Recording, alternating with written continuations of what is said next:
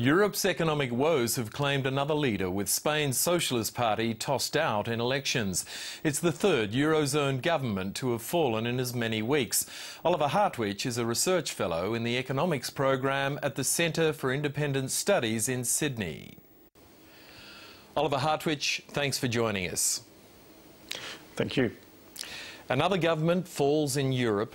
Does the election of Spain's centre-right Popular Party help at all in confronting Europe's debt crisis?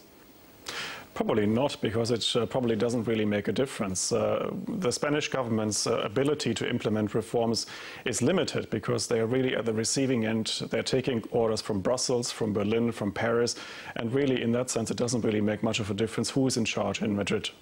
But Spain's Popular Party has at least been promoting heavily the need for austerity measures, as have the new leaders in Greece and Italy. Even the French have been having a try, remarkably. Collectively, is this too little, too late, in your view? Well, again, it probably doesn't make much of a difference. And in terms of the Spanish Popular Party, I mean, they have broadly supported these austerity measures without really going into detail. They haven't really announced what they're going to cut.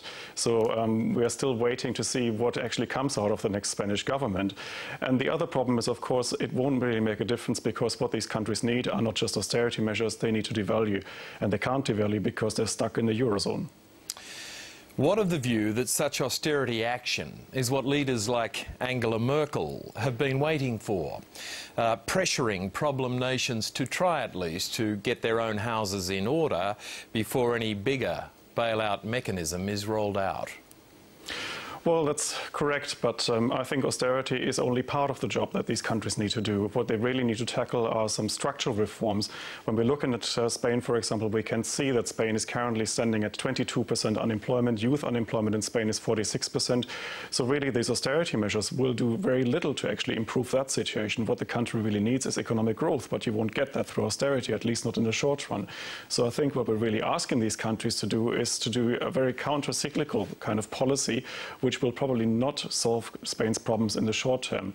So I think the real solution for countries like Spain to tackle their deep structural problems and also to improve productivity in the long run would be to exit the eurozone and introduce their own currencies, because then they would have the opportunity to devalue their currency and regain some of their lost competitiveness. And so who else do you feel that that should apply to, those that should leave the eurozone?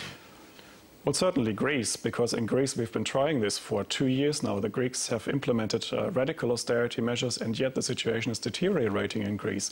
Greece is currently standing at 160% debt to GDP, which basically means that they're bankrupt. But under the European Commission's own forecasts, Greece will reach 200% sometime next year. So you can see that the situation is certainly not improving despite all of these austerity measures. Perhaps even because of these austerity measures, Greece is going further down the track towards bankruptcy. So I think Greece should definitely leave. And once Greece leaves, of course, other countries will consider their position. So we were talking about Portugal, we may be talking about Ireland, we may be talking about Italy and Spain. And what might it mean for Germany, do you think, you know, if these countries do leave the eurozone, if we do see a fracturing of the eurozone? Well, for Germany, it's going to be very tricky because what very few people have reported so far is that the German Bundesbank is sitting on enormous claims against the rest of Europe. It's a very technical issue. It's a so-called Target 2 mechanism, which basically means that for the past 4 years, Germany has made up for the capital imports that these countries could no longer achieve, because capital transfers from the richer nations to the periphery of Europe have dried up. And so it was up to the central banks, basically the Bundesbank, to finance the trade imbalances party in the periphery. So should other countries leave the eurozone, the Bundesbank is sitting on all of these loans which it can't recover. And that means that the Bundesbank, Germany's central bank, would have to be recapitalized by the taxpayer. But we're talking about a total sum of almost €500 billion that the Bundesbank would need, and that would wreck Germany. So that means that Germany has no option but to give its all to try and hold the eurozone together. Well, in a way, that's how it looks. But the problem is, of course, the longer this drags on, the more costly the ultimate bill for Germany will be. And so how do you think that sort of worst-case scenario could play out? Well, in a worst-case scenario, Germany would pull out because the Germans are not prepared, for example, to go down the route of quantitative easing through the central bank. And therefore, once Germany pulls out, they would have to recapitalize the Bundesbank to the tune of about €500 billion, which is clearly not possible, not even for rich Germany. So it would basically bankrupt Germany, and we would then talk about Germany's sovereignty and Germany's credit rating. So just finally, it sounds as though you're expecting that all of this is going to end in another global financial contagion. Well, I think we have clear signs in the markets that that's what's going to happen. I think the next year will be very difficult for Europe. There is still the possibility of a severe European recession.